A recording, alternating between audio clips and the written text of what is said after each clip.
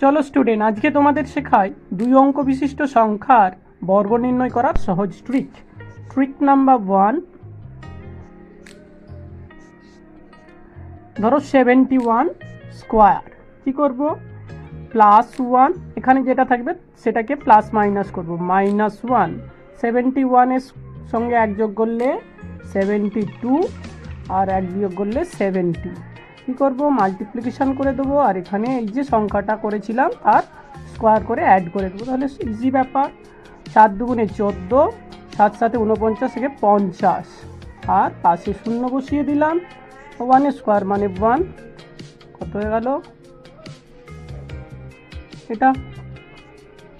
একইভাবে 83 স্কোয়ার, তাহলে -+3, এখানে -3, এটা কত দিল? 86, এটা 80।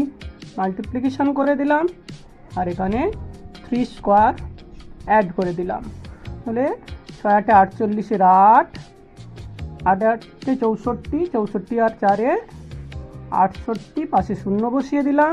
3 স্কোয়ার মানে 9, অ্যাড করে বসিয়ে দিলাম 6 8 8 9। ট্রিক নাম্বার 2, ধরো 53 স্কোয়ার।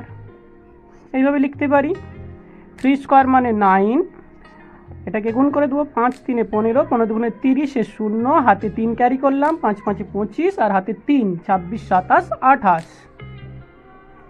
একইভাবে 46 স্কোয়ার।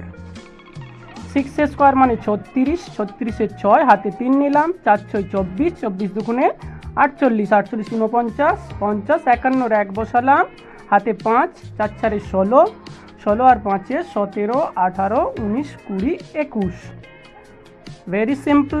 এই দুটো তোমাদের জন্য। 76 স্কোয়ার এবং 57 স্কোয়ার যে কোনো পদ্ধতিতে করে কমেন্টে দেখাবে।